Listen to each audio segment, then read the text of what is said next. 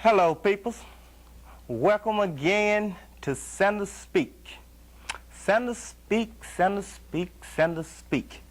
As usual, we ain't gonna be talking about nobody today because, as usual, you know how it is and all. Ain't nobody really did nothing worth us talking about, so we won't be talking about anybody. Hey, but wait a minute. Here's a fella named Frederick Powell, 23 years old, front page of the Jackson Advocate. Got his teeth in his hand and instead of being in his mouth. Says two white policemen jumped on him and whooped him down. Did a Rodney King number on him. I wonder what did the news look like in the other paper, in the Caucasian paper, the Clarion Ledger, that prejudice paper. Whatever it looked like, I bet it don't look nothing like this because they're not going to give that publicity to this fella. This fella said he's never been to jail before. Isn't that something? This man has never been to jail. You know, he hadn't had no brushes with the law or anything. Law-abiding citizen. We'll have him on our program sometime soon, if he wishes to come on here, because we need to make sure that these kind of things is publicized, that everybody know what is happening out here in our community is what it's all about. Okay, it says he was beaten, and I got all kinds of other stuff here. And another page on here says something about Emmett Till, moms keep memory alive. Who is Emmett Till? Who is Emmett Till? Oh, it's just somebody that was killed again. By who? Some more Caucasians, as usual. That's nothing unusual.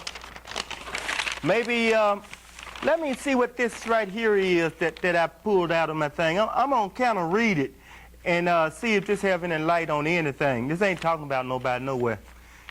It says, dump Agent X, R.L. Bolden. Dump Agent Y, Mary Coleman.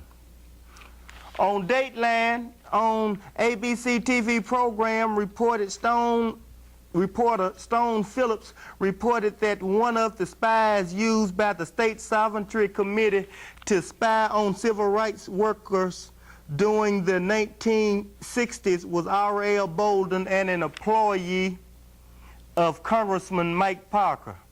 In other words, they say R.L. Bolden was used to spy on our civil rights workers. Phillips reported that information in the Sovereignty Commission file showed that R.L. Bolden gave the number of the tag on the car driven by 3 civil rights workers who was killed in Neshoba County, Mississippi, to white men. These white men were later charged and tried for the 3 murders. Point is, R.L. Bolden is still being paid for by betraying the black community. His appointment to Mike Parker's staff was gained through recommendations of former Sovereignty Commission officials and racists.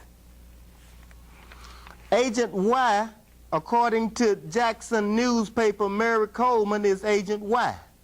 Coleman passed out campaign materials in Holmes County to black voters.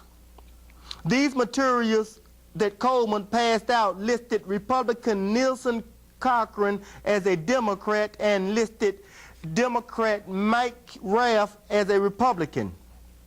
Black Democrats voted for mistake for the Republican Nelson because the campaign materials listed him as a Democrat. Coleman was rewarded with thousands of dollars for this act. She was given an appointment to the staff of Republican Pete Johnson.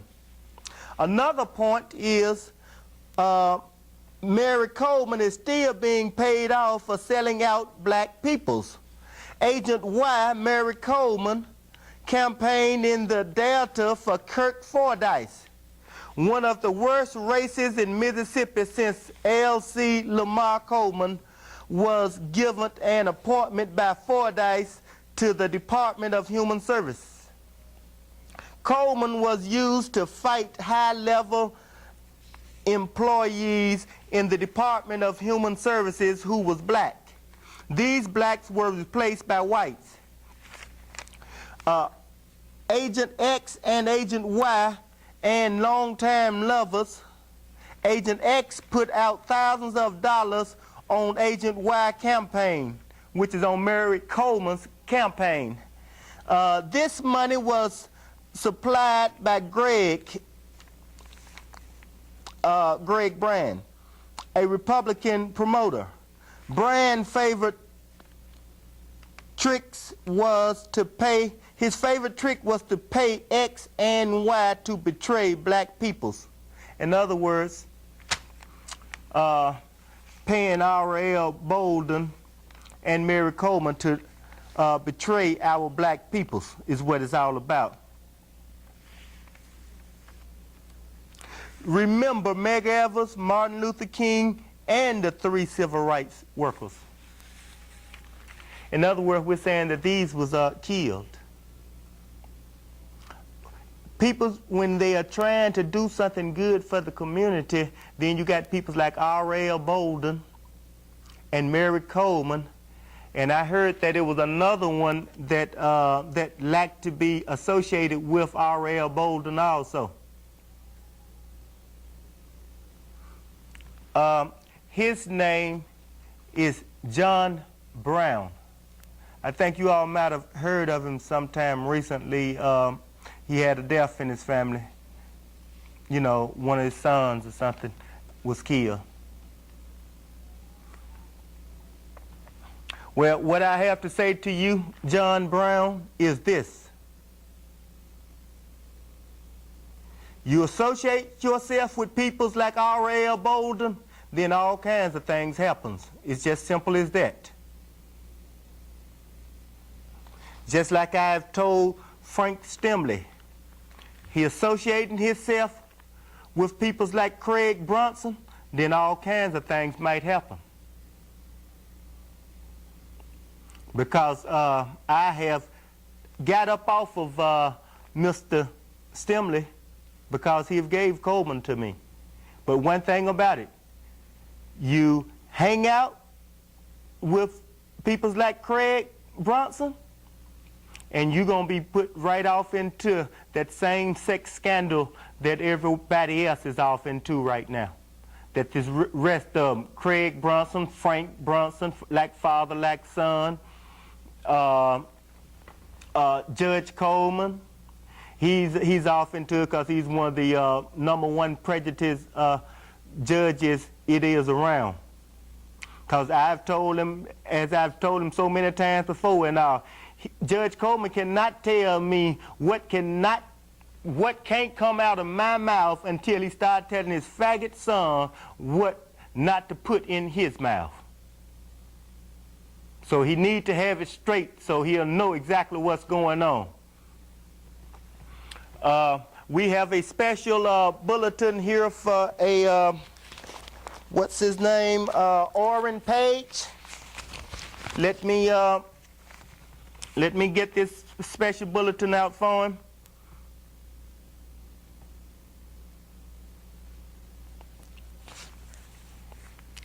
Special announcement to Judge Orrin Page. A lady of the evening called me on the phone sometime just recently and reported that she had AIDS and said that she had been to bed with you, Judge Orrin Page. So you need to have yourself checked out for AIDS, you do. Shame on you, Judge Orrin Page, shame on you for running around there with them hoes. Y'all going around here locking up folk. Last time, what you tell me? If I ain't got no money, they told me that, you know, I swore all up and down. You see how I got the upside down flag up here? I swore all up and down they didn't have no debtor's prison. Yeah, I really thought they didn't have no debtor's prison. Judge Orrin Page showed me about how they did have debtor's prison. If I didn't have the money, say I was going to jail. He wanted over $1,000 from, he said, some tickets that I had back in the, in the 1980s, 84, 85 or something, when I was in New York, homeless on the streets. Then they was down here putting out tickets on me for some reason or another. You know, they always have to have something to say that Enoch Sanders have done that is not like the other folks. Of course, you know where he got that from. They got that from Ed Peters, you know, office. You know, they have to, they can go in his office. They can, since Frank Bronson working in there now, and Ed Peters know that I've been telling it on him going and coming about all you got to do if you want to break the law, if you want to do any of these dark-skinned people or these poor white folks out here wrong, all you got to do is go pay Ed Peters, and you ain't got to worry about going to jail for it. But if you ain't got the money now, you in trouble, because Ed Peters sending you to jail too if you ain't got the money. So, you know, they say, hey, you got to have some money not to go to jail, what it's all about. That's sure what the man told me. That what he told me, you know, showed me that if I didn't have over $1,000 that he claimed that I owed them, then I was going to jail and going to work it off so much per day. And, you know, I ain't know what he was talking about now, because I know good and well he ain't talking about working me.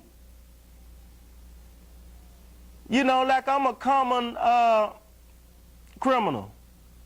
You know, maybe if you say that I blew up the federal building that they got here, now then maybe that would be true of Enoch Sanders. Or maybe Enoch Sanders got upset and came in there with 2 automatic weapons. And since the folks down there have been messing with him in the federal building, in the VA and them, you know how they always messing with us VA peoples. And I just came out and just started shooting, hitting anything that moved. Now that would have been Enoch Sanders. But it ain't gonna be Enoch Sanders if he ain't hardly did nothing. The little small stuff you're talking about. You know, the other day, his old scared nigga, what's that scared nigga name? Craig Bronson. Yeah. You know, he went and he went up to a partner of mine, then asked my partner, was he with me? He asked Richard Barrett. Common sense should have told him. You know, the nigga said that they were trying to attack me, but they were trying to find something that I got. They couldn't find no assets of mine to attack. Well, I'm going to tell you now, Craig Bronson, you in this, right? You talking about trying to attack something I got, right? All right, Frank Stimley, you said you in this too now. You trying to take something from me. You know, because we just trying to get it straight. Because when I go lay my life down, then I'm going to make sure that I got my enemies with me. In other words, you all got the right to die with me. So if I just walk up to you with a 45 and bam, bam, then you'll understand where it came from. Don't nobody care nothing about y'all living. You ain't got no business living. I'm wondering how come some of these niggas ain't came and got y'all already. Put you in your damn grave. Ain't no niggas gonna talk about you gonna get a white man on me to shut my mouth. Nigga, I'm the big mouth of the South. Can't shut no nigga mouth like mine, because I don't care about a damn thing. But if you keep on, I'm gonna tell you, if you take 1 dime from me, for every dime you take from me, you pay back in blood. I'm not issuing no threats out. But I tell you like it is, though, I don't like nobody to take nothing from me. I give you anything I got. It ain't about nothing. You can have everything I got because I don't give a damn about nothing. But you're not going to take nothing from Enoch Sanders. I want you to understand that, Craig Brunson, you know, you're going to make, you know, you're working on short lives when you're talking about taking something from Enoch Sanders. You want to shorten all our lives, don't you? Because if you get in that courtroom and you do what you're doing what you got to do and all, you're going to see what I'm talking about. Now, you done walked up to Richard Barrett and asked him, is he with me or not? Frankly, I don't need nobody with me. That's why I try to travel alone and be alone. So whatever I do, that's on me. It ain't on nobody else. And you can forget, you know, who is and who ain't with me. What you's afraid of Richard Barrett is what you're afraid of. You're afraid of that white man. Yeah, I'm going to put him on you. Think I ain't going to put master on you, you're crazy. Nigga, when I catch a scared nigga like you, I'll put master all over you, boy. What we looking for is to attack some of your assets. And if you still with Stimley, then Stimley assets are going to have to be attacked also. See, where's this money coming from? What notes you got, you paying on what? And whoever done loaned you this money and wherever you get them notes from and all, we going to attack them for doing business with dirty people like you all in R.L. Bolden. You understand where I'm coming from? In these big institutions that are doing business with you, we're going to be talking about them. We're going to be asking our people not to do business with you all. Craig Brunson, Stimley, I'm trying to keep you out of this all I can.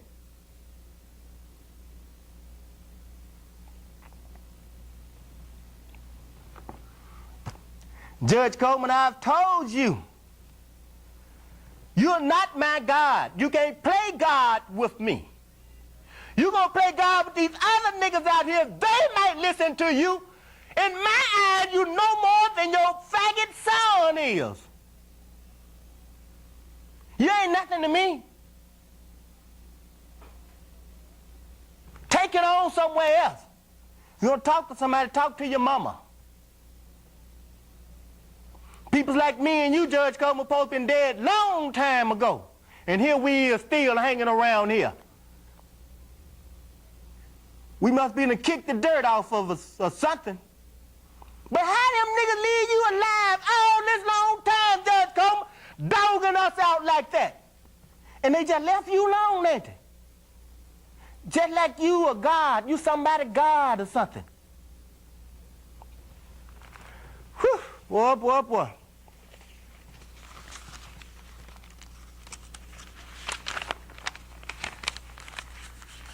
Let me see what else I got over here. This is another one from the Jackson Advocate on Mary Coleman, rated the worst black lawmaker. Ain't that something? Mary Coleman on April 20th and April 26th. You know, that's the issue that it's in. Mary Coleman rated worst black lawmaker. In other words, Mary Coleman, they done rated her the worst black lawmaker. Why? Because every time something come up and all, she's voting for Fordyce Neum to do this and to do that, to do everything against our peoples, against our poor peoples. We don't need you in office voting with Fordyce Neum all the time, Mary Coleman. You're not voting with any of the blacks here.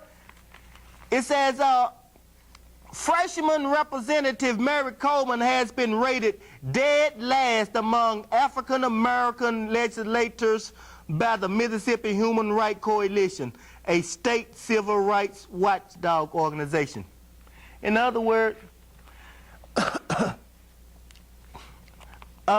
The Mississippi Human Rights Coalition have said Mary Coleman is way behind. Everybody's getting on Mary Coleman. It got to be. She's sleeping with R.L. Bolden. You know she ain't going to be voting with nobody. She's a snake in the grass, just like R.L. Bolden.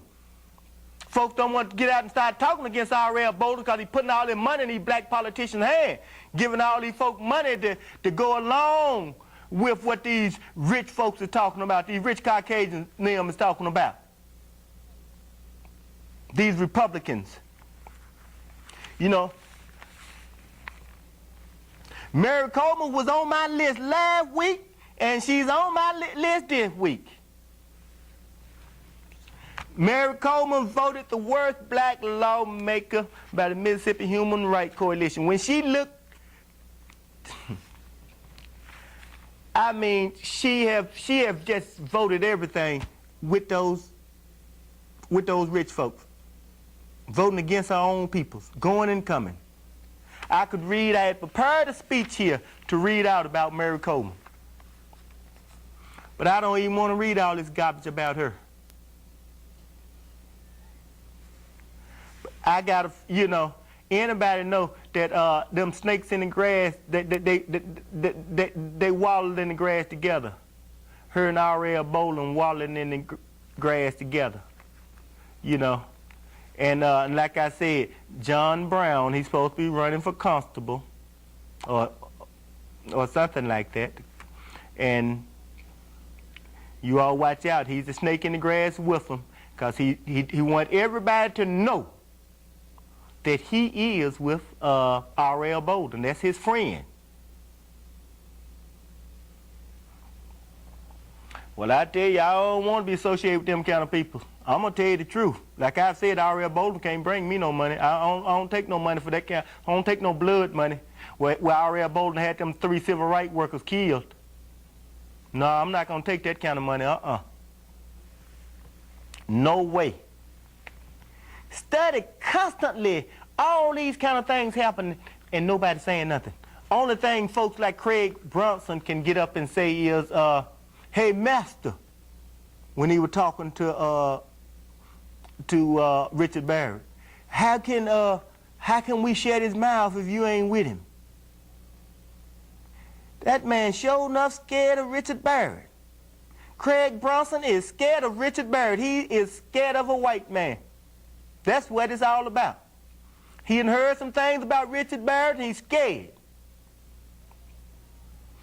Well, that's why Richard Barrett is a friend of mine. Because I put him on you scared niggas.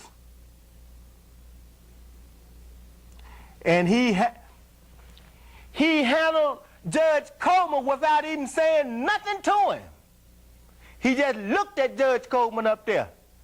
And Judge Coleman just trembled so wouldn't even let him speak in his courtroom. And then when he left out the courtroom, he said he might have been an expert witness over in California, but he ain't down here in Mississippi. Now, you know, Judge Coleman, you can't talk about my friend Richard Barrett like that. And I saw and heard you do this, and of course I told him.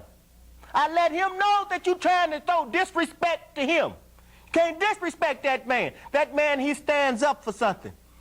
And, you know, and because he stand up for disliking blacks, hey, that's his right. He got a right. Everybody got rights. You know, he can dislike me if he want to. That don't mean that I must dislike him also because he disliked me, though. I don't pick my friends by the color of their skin. I don't pick my friends by whether they are prejudiced or not. I pick my friends according to what's in their heart. And I do truthfully believe that Richard Barrett believes in everything that he's saying, and he is good at heart. I believe he truly is good at heart. And that's why I chose to have him as my friend. You know, I don't think I know he's not like any of some other peoples I know. I can lay down and go to sleep around them, and when I wake back up, they done cut my pockets out, trying to get $20 or $30 in my pocket, or they done bust me side the head with something, trying to take a little change out of my pocket, but at least he won't be doing that. So what I'm saying is that's why I chose Richard Barrett as a friend. And now, just because he has some faults, that hey, everybody got faults. Don't nobody supposed to be perfect. Judge Coleman think he is, but of course we gonna show him he ain't.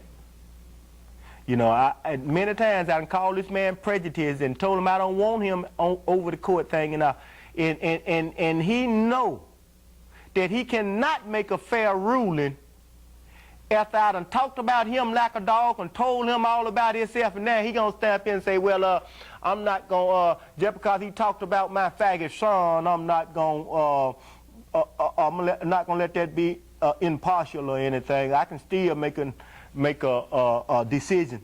No, you can still try to say you're gonna still shut my mouth is what you're gonna say. No, you can't shut my mouth, you can't. You might can send some of your boys at me and put me in prison, you might.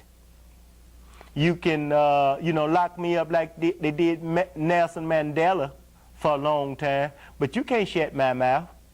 You know, what you can do is you can tell me again that that I ain't got so much money. You can go and say you found another $1,000 worth of tickets and say that I ain't got the money to pay them and I must go to jail again. You can do that, you can. But you're not gonna tell me that other folks got rights and I ain't got the same rights. That's why we got the flag flying upside down. Because when it comes to the Caucasian, they got the rights. But now, when it comes to me, I ain't got no rights. How come? Because Craig Brunson tell you to. Because he done paid you.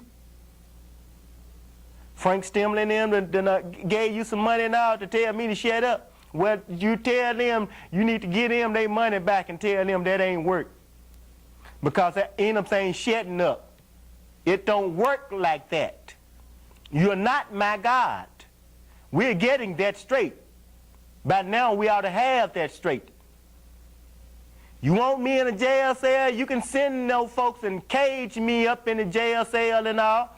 And you can have Mike Miller to send his white boys and beat me in the ground like he been doing them other black folk down there in that New County jail. But you are not going to be my God. You can't make me do nothing that I don't want to do. Only thing you can do is take my life. You can do that, and you can put me in a cage, but you can't make me obey you. You are not my God. I'm not obeying you. You're the devil.